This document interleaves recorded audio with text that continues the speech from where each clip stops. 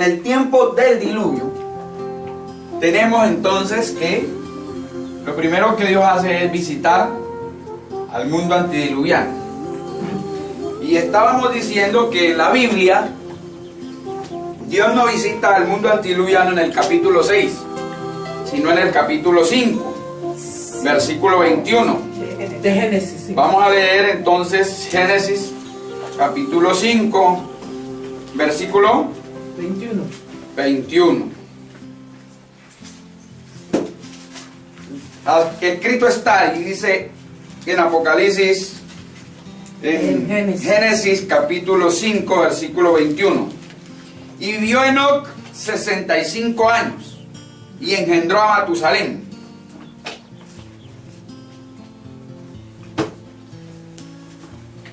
Ese nacimiento profético de Matusalén ¿Hay el primer nacimiento profético? es el nacimiento de un movimiento. Porque si ustedes comparan las generaciones y si cuentan, Él vendrá, ¿no? dice que los patriarcas estaban constituidos por 10 generaciones.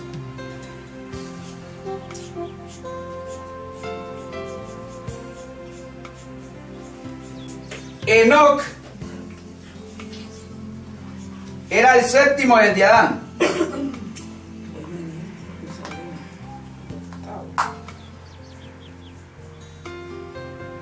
Y si él era el séptimo desde Adán, dice tuvo a su hijo Matusalén. Era el octavo. Era el octavo. Y el décimo. Matusalén engendró a Lamec, El noveno. que era el noveno.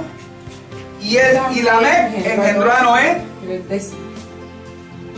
que era el décimo. Lo que descubrimos es que a partir de la séptima generación, el Señor cumplió lo que Él revela en Éxodo capítulo 20, Los mandamientos. No, el momento. La ley. Eso. versículos 5 y 6, ¿De qué? donde el Señor dice: no te inclinarás a ellas, ni las honrarás, porque yo soy tu Dios, fuerte, celoso, que visito la maldad. ¿Que qué? Que visita la maldad. Que visito la maldad. ¿Cuándo fue que visitó entonces la maldad Dios en los antediluvianos? Cuando Enoc cumplió 65 años y engendró su hijo Matusalén, el cual llevaba el nombre compuesto por dos nombres hebreos: Mut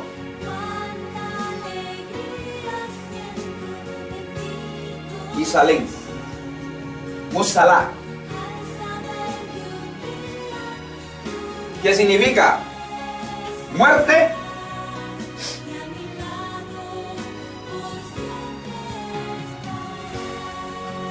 y el otro juicio. Cuando él muera, vendrá el juicio. Algunos lo interpretan diferente, ¿no? Cuando él muera, vendrá. Cuando llega el juicio, viene con poder y gran gloria. Así que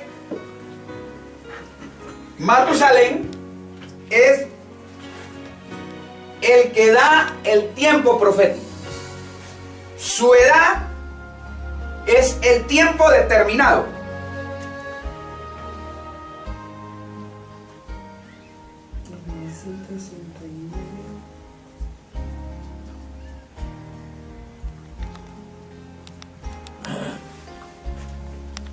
Es decir, el tiempo determinado es el tiempo de la mal.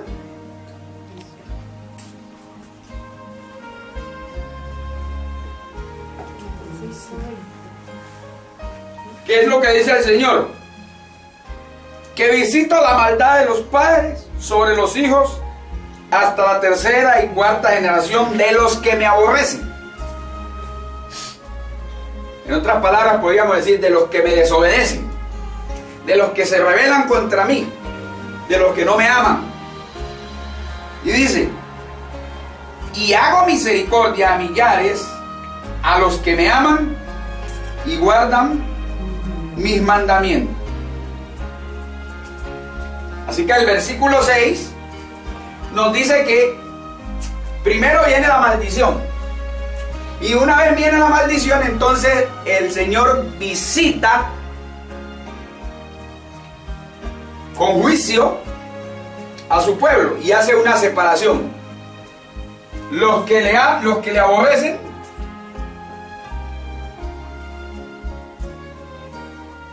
y los que le ¿qué? Aman. Los que le aman.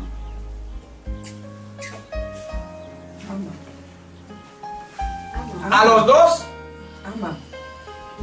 Ama. a los dos le hacen juicio.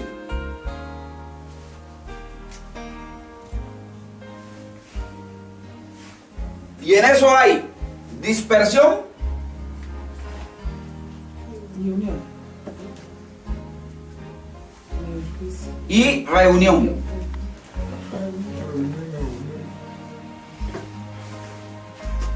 El Señor dispersa a los que ¿qué? A los que le desobedecen, a los desobedientes, a los que le aborrecen. Los castiga con juicio. Y reúne a los suyos y los libra del juicio. Y los guarda en su reino o en su arca. En este caso, en el diluvio, el Señor primero dio el tiempo profético. Luego el tiempo profético tenía una señal. Y esa señal se encontraba en que finalmente este periodo, desde el nacimiento profético hasta la venida del juicio, debe tener 8 hitos. ¿Por qué digo 8 hitos?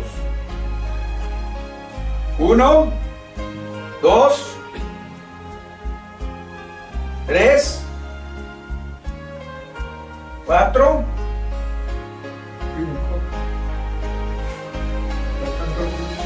5.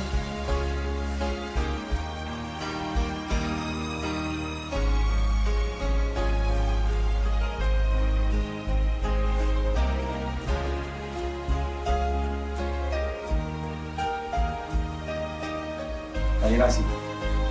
1, 2, 3, 4, 5, 6, 7 y 8. Estos 8 hitos nos muestran que el primero era el nacimiento del movimiento profético. Y esto ocurrió con el nacimiento de Matusalén. Es decir, que en el tiempo de Enoc, el padre, la primera generación del movimiento profético, de las 4 generaciones en las que el Señor visitaba a los hombres, el Señor iba a castigar en la 4ª generación. Que visito la maldad de los padres sobre los hijos y sobre la 3ª y 4ª generación. El texto es específico. El Señor dice, de los padres sobre los hijos hasta la 3ª y 4ª. Es decir, cuando llegara el juicio debían estar vivos ¿quiénes? La 3ª y 4ª generación.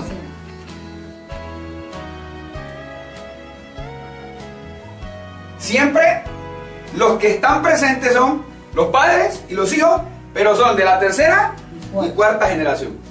Pero en el caso del diluvio, Matusalén debía estar vivo, porque él era ¿qué? El tiempo determinado.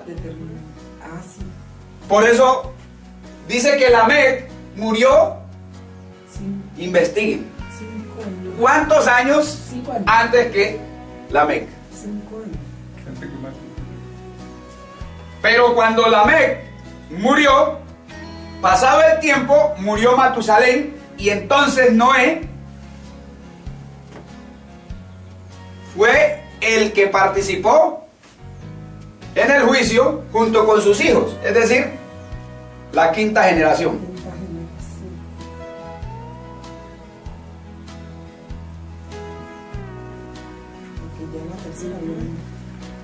Si usted lleva eso a Israel, la quinta generación de Israel fue la que recibió el año 70, la destrucción del templo.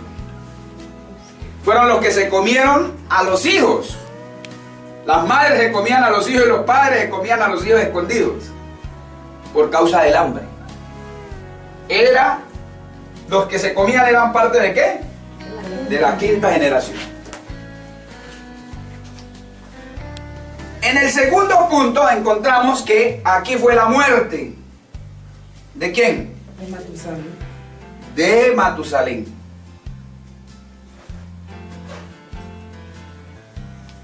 Y Matusalén era símbolo de la simiente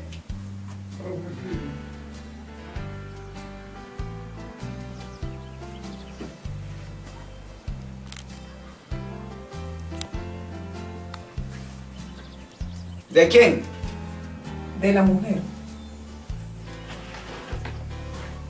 De la mujer.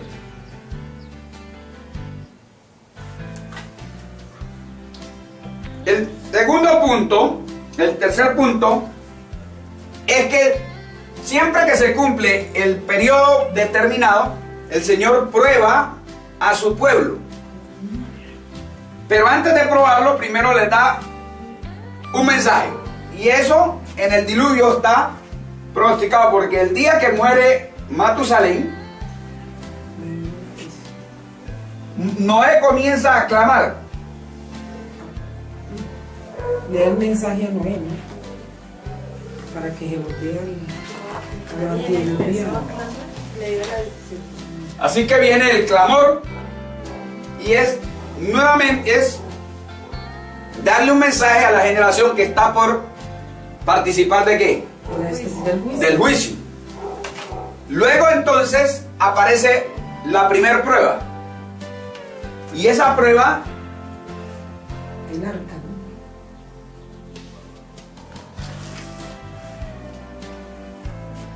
es que se termina de construir El arca. el arca. Es decir, el arca queda completa ya para poder recibir a quienes, a los que van a ser salvos.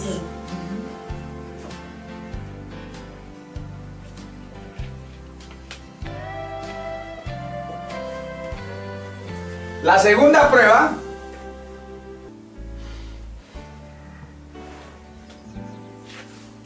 ¿cuál es? La de los animales. Es la prueba ¿qué? Visible. De los animales. La imagen, en este caso sería los animales, ¿no? Y esto sería un símbolo. ¿Símbolo de quién? De los que van a ser De los hombres que van de ser salvos. Sí.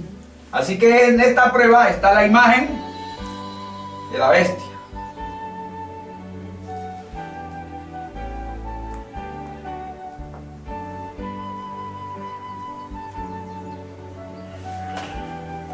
Recuerden que Nabucodonosor, que era un hombre, luego su ¿qué?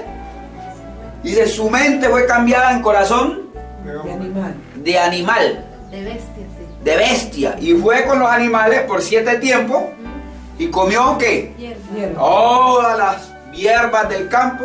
Su pelo creció como la águila, Las uñas. sus uñas, Que recibía el rocío. y recibía el rocío ¿de dónde? Del cielo. El cielo. Así que es la imagen de la bestia. Y aquí las bestias vinieron de 2 en 2 en orden, como que si estuvieran escuchando el mensaje del clamor, y entraron al arca. La tercera prueba La del ángel.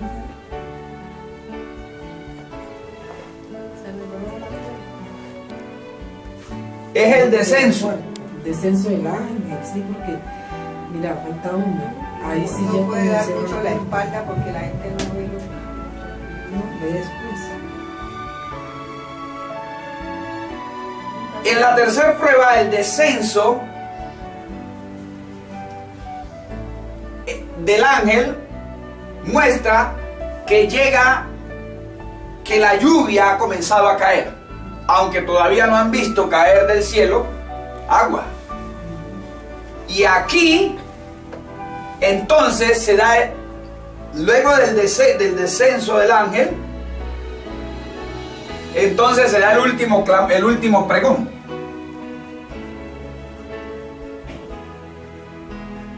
Moisés da el último sermón, Noé da el último sermón después de que los animales han entrado y el ángel desciende para cerrar la puerta del arca. Da su último pregón. Y luego que se da el último pregón, el ángel cierra la puerta y transcurren 7 días. Al séptimo día, entonces viene el diluvio. Descienden las aguas, como lo dice Segunda de Pedro, capítulo 3. Vamos a leer Segunda de Pedro, capítulo 3, versículo 5, versículo del 4 al 6. Y dice, diciendo, ¿dónde está la promesa de su advenimiento? Porque desde el día en que los padres durmieron, todas las cosas permanecen así como desde el principio de la creación. Ellos no entendían el diluvio porque nunca habían visto llover. Así que no creían que podía venir una cantidad de agua de los cielos y salir agua de la tierra y que los iba a ahogar. Los científicos de su época decían que eso era imposible, porque hasta ese momento no había caído una sola gota de agua. Pero cuando se cerró la puerta y durante 7 días estuvieron los que entraron al arca y que no sabían que se había acabado el tiempo, sabían que Dios había dicho que cuando entraran los iba a guardar en el arca, pero no sabían por qué no llovía. Si ya el Señor había cerrado, el ángel había descendido, había levantado la puerta, dice, el ángel había cerrado la puerta que nadie podía abrir, sino solamente Dios. Y ellos quedaron encerrados junto con los animales, los 8 que se salvaron en el diluvio y los animales. Estos serían los obreros que reconstruirían el mundo entero. Saldrían a predicar la gloria de ¿quién? De Dios. Debían multiplicarse una vez terminara el juicio del diluvio. Y debían hacer que toda la tierra adorara ¿a quién? Al Dios del cielo, por la experiencia que acababan de pasar. Pero si notamos la historia, ¿quiénes fueron los que se desviaron nuevamente? Los mismos que fueron salvos. Y allí volvió a salir la maldad, porque ahora tenían otro propósito. Quisieron hacerse un nombre, para que cuando fueran esparcidos por toda la tierra, entonces fueran reconocidos como una sola nación, como un solo pueblo, como un solo mundo. Pero Dios decidió que eso no debía pasar más y no los dejó construir su nuevo orden, sino que los dispersó nuevamente. Por eso vemos que en el nacimiento y en el cumplimiento de el juicio, con el castigo del diluvio, entonces hay una dispersión y hay una reunión. Los siervos de Dios son reunidos, pero los rebeldes, los que le aborrecen, son dispersados. Así que cuando el Señor vino en poder y gloria, vino con un diluvio. Y entonces Pedro dice, estos ignoran voluntariamente que en el tiempo antiguo fueron hechos por la palabra de Dios los cielos y también la tierra, que proviene del agua y por el agua subsiste. Por lo cual el mundo entonces pereció anegado en agua. El mundo murió ahogado en agua, en las aguas del diluvio. Y no leemos lo que sigue, porque lo que sigue es para el post-diluviano. Es para los que todavía no hemos hecho las 4 líneas que nos muestran el proceder de Dios. En la primera línea, Dios muestra cómo va a destruir el mundo por segunda vez. En el principio muestra el fin. Pero antes de que venga el fin, hay un enemigo que está falsificando estas dos cosas. Tanto el principio como el fin. Y Dios, en su infinita misericordia, permite que esa línea de historia se dé para beneficio de ¿quién? De su pueblo. Pues aquí en el primero prometió el tiempo de gracia. En Génesis capítulo 3 versículo 15. Esa es la razón por la que decimos que aquí en la segunda prueba,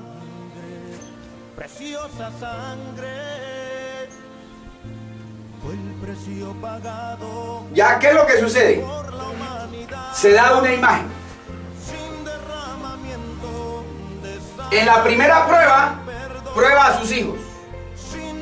En la segunda prueba, prueba a los que le aborrecen, pero que pueden escapar de las garras de la bestia, para que no perezcan ¿dónde? En el juicio. Y aquí, en la muerte, en el tiempo determinado, vemos que aquí ocurre la muerte ¿de quién? De la simiente de la mujer. La simiente de la mujer ya no es una simiente inmortal, sino mortal, de la carne, diabólica. Porque tienen, ¿qué cosa? El carácter de la serpiente. Dios tiene que restaurarlos. Pero aquí muere por fe. Así que él va a recibir la recompensa aunque muere, será resucitado después que termine ¿qué? El juicio de Dios. Matusalén no resucitó después del diluvio, resucitará después del diluvio de fuego. Porque tiene que cumplirse todo el propósito de Dios. Y aquí el Señor, en el tiempo del diluvio, solo muestra el fin con el principio. Es decir, que al final el Señor volverá a repetir estos mismos pasos en el diluvio de fuego.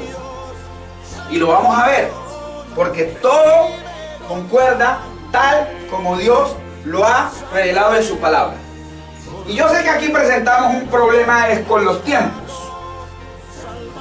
Y yo decía, nadie puede calcular el día de su venida. Después del diluvio, cuando las aguas descendieron, podemos ubicar que este fue el día 46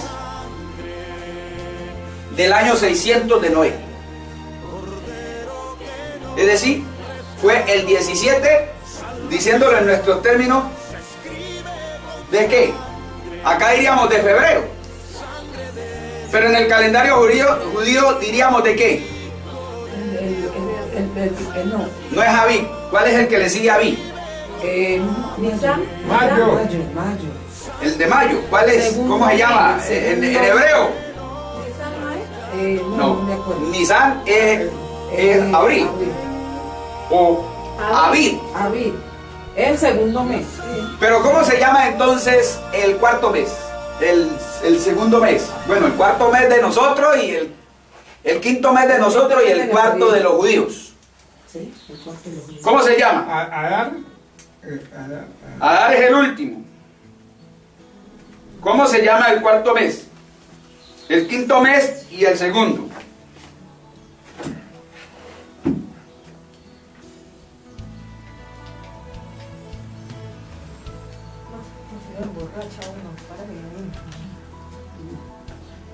No me he propuesto aprender. Pero mira, Según esto se llama Nisan Yar. Según que O sea, según un calendario judío, se llama Nisan Yar, que es mayo. Dice, la Biblia dice, a los 17 días del segundo mes de Noé, descendieron las aguas ¿de qué? Del diluvio. Leamos. Sí, así es. Génesis, Capítulo 5. 7. 6, capítulo 6. capítulo 7. 7.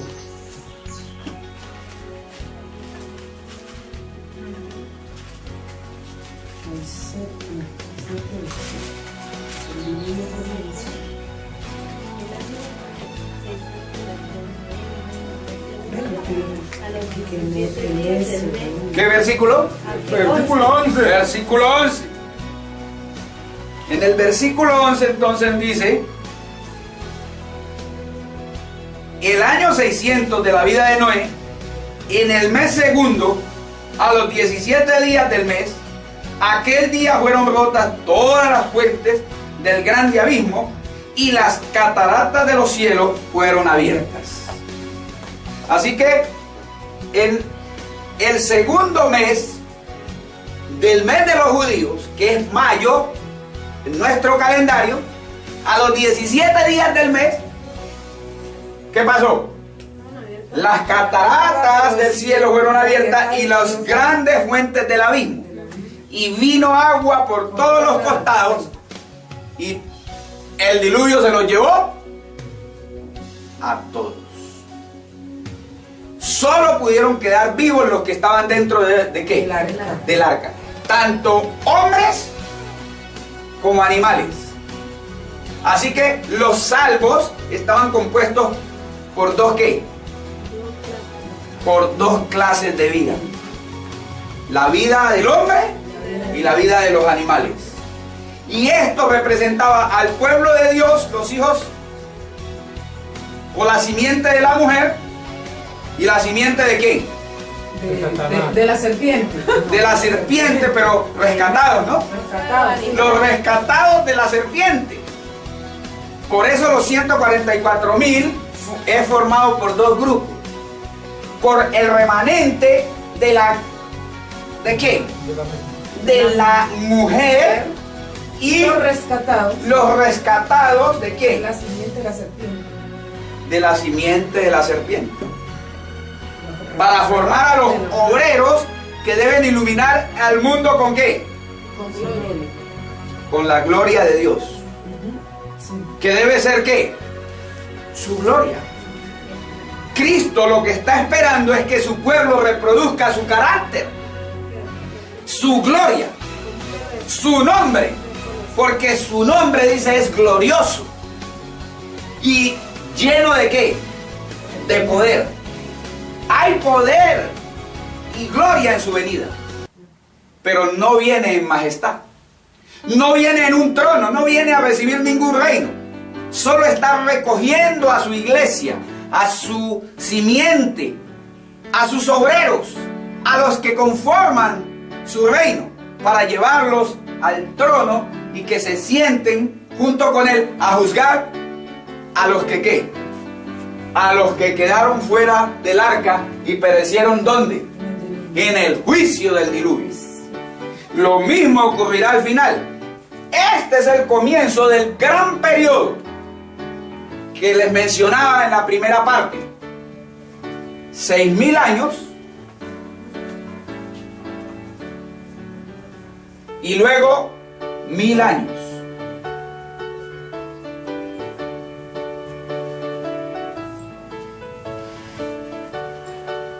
Para un total de 7,000 años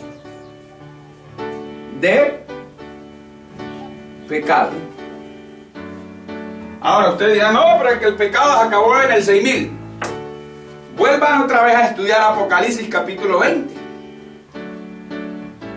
donde dice que la muerte, el Hades y el pecado tienen que ser quemados en el diluvio de fuego. Entonces, ¿quiere decir que todavía estaban vivos? Sí, estaban vivos la raíz y las ramas. Así que estos 6.000 años, donde el Señor hace la redención del hombre caído, y los 1.000 años de descanso que le ofrecen para que hagan el juicio de los pecadores, concluyen con el periodo que menciona Daniel. Dios es el que muda los tiempos y las edades. Él es el creador del tiempo de misericordia. Él, en su infinita bondad, desde la eternidad pasada hasta la eternidad futura, determina que estos 7.000 años es el tiempo en el que se decidirá quién tiene la razón en cuanto al reino y en cuanto a la ley. Y entonces Satanás, en 7.000 años, en 6.000 años, tiene la oportunidad de desarrollar su reino. Pero en el año 1000 dice: los santos del Altísimo recibirán el reino y juzgarán ¿a quiénes? A todos los que siguieron al archirrebelde, enemigo de Dios, para formar un nuevo orden mundial. De una vez anticipo, el nuevo orden mundial es un fracaso desde el comienzo. No habrá unidad mundial, sino solamente para destruir a los siervos de Dios, al movimiento profético, a los padres y a los hijos en la tercera y cuarta generación. Pero Dios peleará al final por sus hijos y destruirá y disipará a todos los rebeldes, conformados por la iglesia y el mundo.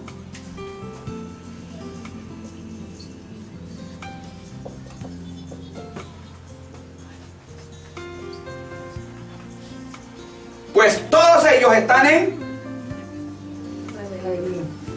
apostasía.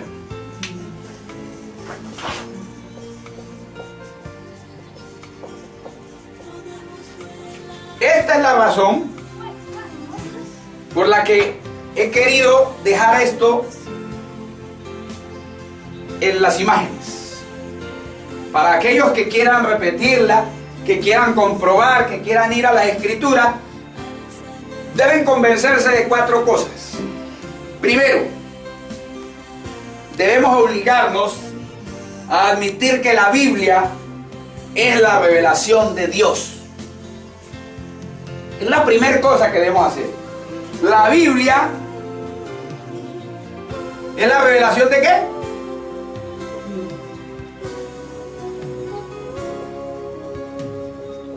De Dios. Segundo, debemos ¿qué? Convencernos de que la Biblia es un sistema de verdades reveladas sencilla y claramente. O sea, la revelación es ¿cómo? Verdades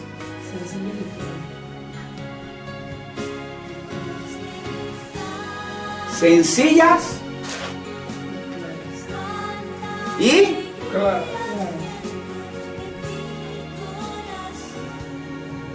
claras.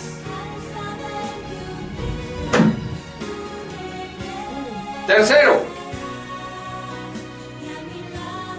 debemos confiar que la escritura inspirada toda es útil para el conocimiento de y la salvación del hombre. Para el conocimiento, útil para el conocimiento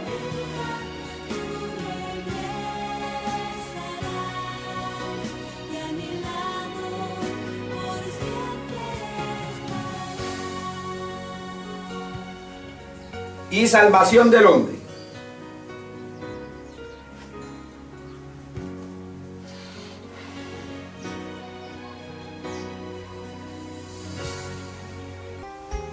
Y como en todos los movimientos del Señor, debe haber un cuarto.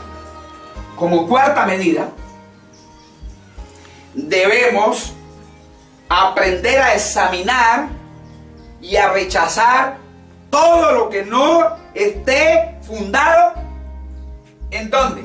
En la palabra de Dios, en las escrituras. Por más que tenga aceptación en todo el mundo cristiano, aunque su aceptación sea muy amplia, sea mundial, y parezca que toda la mayoría está de acuerdo, debemos aprender que debemos aprender a examinar y a rechazar todo lo que no esté fundado ¿dónde? En la palabra. Examinar y rechazar todo lo que no esté fundado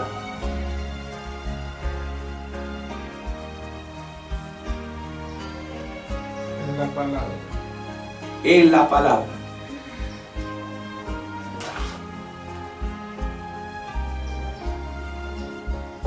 Si nosotros nos obligamos a esto, no creeremos las falsas interpretaciones que los hombres hacen de las Sagradas Escrituras. Si nosotros nos obligamos a esto, el Espíritu Santo nos mostrará la verdad, nos dará el conocimiento y nos dará ¿qué? La salvación del hombre. ¿A través de qué? De las verdades sencillas y claras.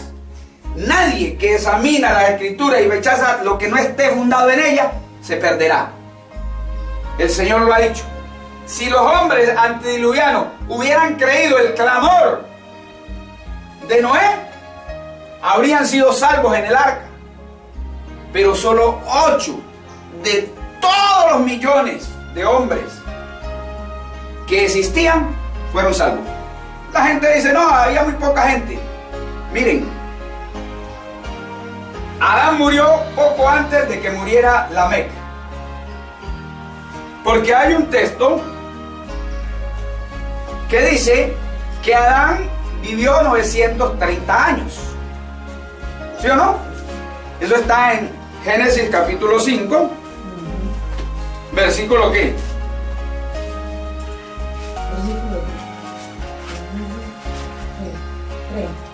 Versículo 5. Y todos los días que vivió Adán fueron 930 años y murió. Y si usted suma las edades en que cada uno de los 10 que formaron las 10 generaciones fue teniendo sus hijos, se dará cuenta de que Adán pudo instruir hasta las 9 generaciones siguientes. Es decir, Noé pudo ver a Adán. Noé recibió la instrucción, la historia de cómo comenzó el pecado, de cómo fueron expulsados del Edén, de cómo el Señor puso los ángeles con una espada, con espadas que revoloteaban en la puerta del Edén. Pudieron escuchar la historia de labios de Adán, porque la transmisión fue como oral. No había escrituras escritas. Toda la palabra de Dios se transmitió de padre a hijo. Pero fue a través de las últimas 4 generaciones como el Señor, sabiendo que ya el hombre no podía hablar directamente con Dios, estableció ¿a quién? A un grupo profético, las 4 últimas generaciones. Pues el único que había participado de las cosas en vivo y en directo por experiencia propia era Adán y Eva, que habían contado todo lo que había ocurrido, porque ellos eran los que habían ¿qué? Experimentado los hechos de la historia. Ellos habían contado cómo habían tenido 2 hijos y cómo el uno había matado al otro. Ellos habían contado cómo el hijo que mató se fue al desierto y se multiplicó y llegó a dar a conformar las ciudades del mundo, es decir, los reinos de este mundo. Y cómo los que habían descendido de ellos se les llamaban las hijas de ¿quiénes? De los hombres. Y cómo al haber tenido al siguiente hijo que se llamaba Set, dice, el nombre de Dios empezó a ser invocado y él comenzó a constituir a la simiente de la mujer. Y quedaron divididos los dos grupos. Pero cuando Dios visita al hombre, en la edad de Enoc, dice que, ¿qué había pasado? Eso lo encontramos en el capítulo 6, porque dice, después de haber nacido Matusalén, cuando estaba por finalizar el tiempo de su vida, 120 años antes de su muerte, Dios volvió a visitar ¿a quién? A los hombres. Capítulo 6, versículo 1. Aconteció que cuando comenzaron los hombres a multiplicarse sobre la faz de la tierra, y les nacieron hijas, y aquí está hablando no de los de Set, sino de los de Caín. Porque a ellas, a las que le nacieron a los hombres, se les llamó las hijas de los hombres. Y a los hijos de ellas, los hijos de los hombres. Pero a los hijos de Caín se les llamó los hijos de Dios. No, los de Caín, O sea, no. Perdón, a los hijos de Set se les llamó los hijos de Dios. Pero dice, el versículo 2, que viendo los hijos de Dios, que las hijas de los hombres eran hermosas, tomaron para sí mujeres, escogiendo de entre todas. ¿Saben? Ese solo versículo dice está el Señor prefigurando cómo el mundo entero iba a escoger cada uno su iglesia. Cómo las 7 iglesias que existen en la historia profética forman la Gran Babilonia. Y al final del mundo, las 7 iglesias están presentes en la historia. Si usted quiere ser pagano, puede ser pagano. Si quiere ser de los apóstoles, los fundamentos y los profetas, de apóstoles y profetas, entonces de los profetas. Si quiere ser de mártir, entonces usted puede pertenecer a la Esmirna, los que van y dicen la verdad pero los matan. Si usted quiere ser de los medio ahí camuflados, de los tibiongos, de los que dicen ser y no son, entonces puede aceptar a Pérgamo, que es la universal. Luego puede también ser de Tiatira, puede ser un reformador, aunque no haga ninguna reforma. Puede ser de Sardis,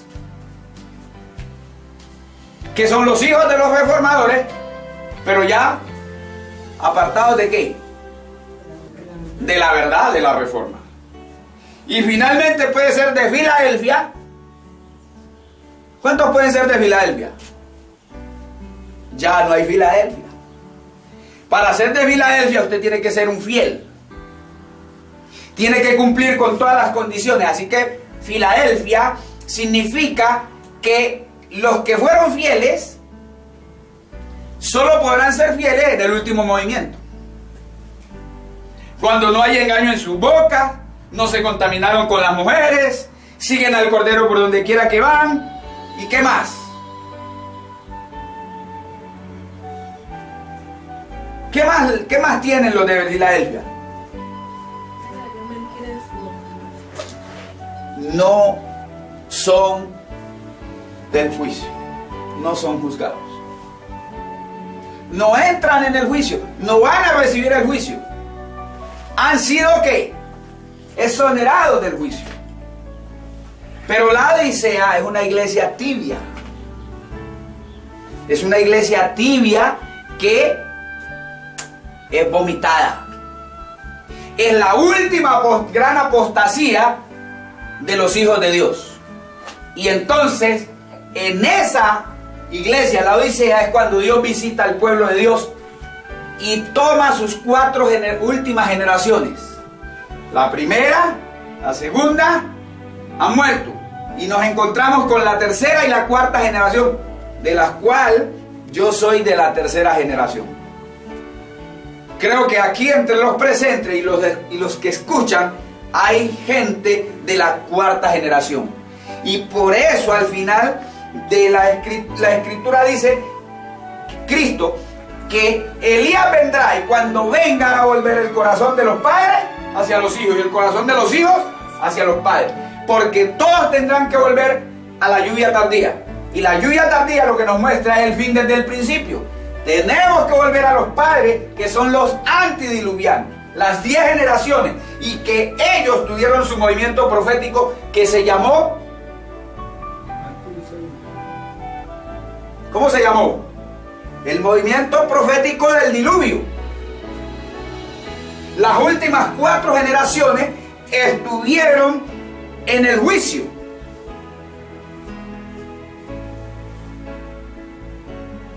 Cuando llegó el juicio, la tercera y cuarta generación estuvo en el cumplimiento del tiempo.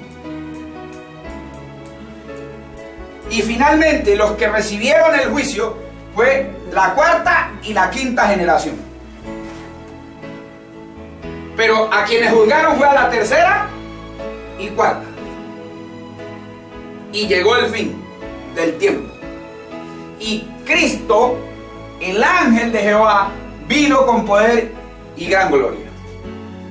Así que cuando nosotros entendemos esto, encontramos que este movimiento profético nos define que en el diluvio se ilustró el final. Pero antes de que llegara al final, el Señor nos muestra que deben haber ¿cuántos nacimientos proféticos entonces?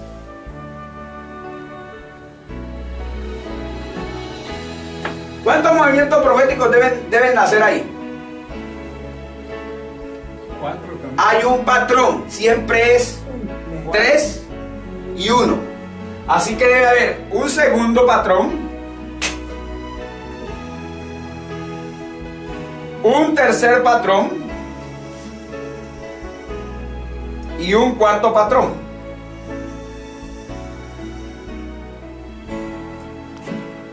Todos deben tener ¿qué? Los mismos pasos. 8, 6, 7.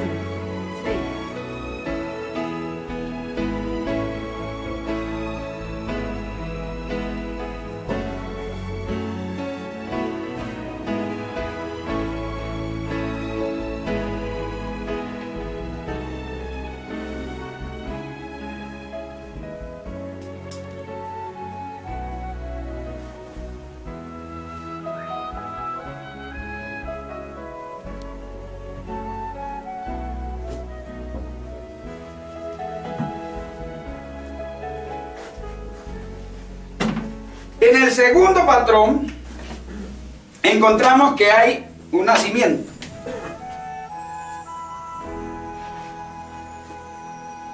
En el tercero hay otro nacimiento. Y en el cuarto hay otro nacimiento. En el segundo debe haber una muerte.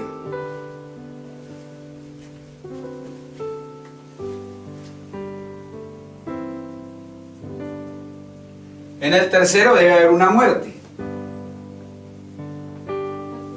Y en el cuarto hay otra.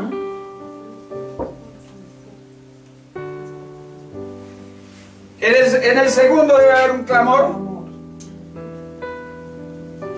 Una primer prueba. Una segunda prueba. En este cuarto. Una tercer prueba. Y un pregón. Y una venida en las nubes.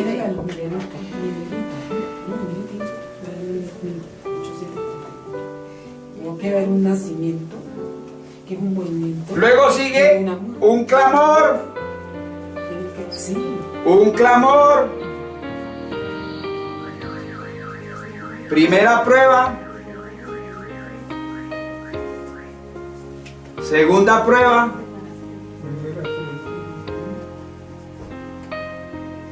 Segunda prueba. Segunda prueba.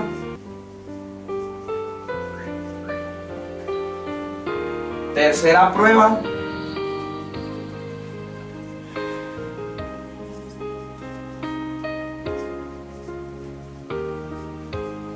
Viene el pregón.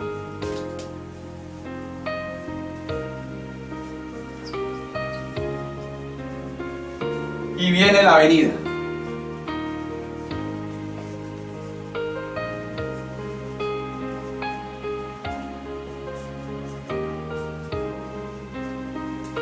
Y Agreste termina con un diluvio de fuego. ¿Viste que es la parte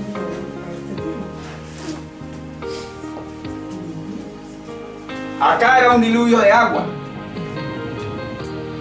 Y aquí viene el juicio. El comienzo del juicio. Y finaliza con el fin del juicio. Y esta es otra venida en las nubes.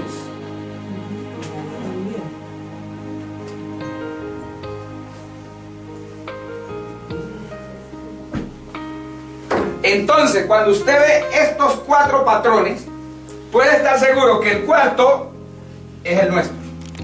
El tercero es una falsificación de la bestia junto con el segundo. Porque el primero es el de Dios y el cuarto. El segundo, la muerte que ocurre aquí es la de la bestia. La herida de la... Y aquí es la muerte de la nueva bestia.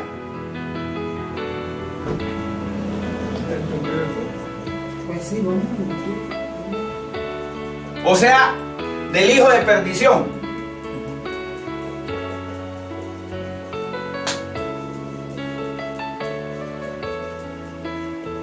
Que aquí sería la Odisea. O sea, el movimiento profético adventista.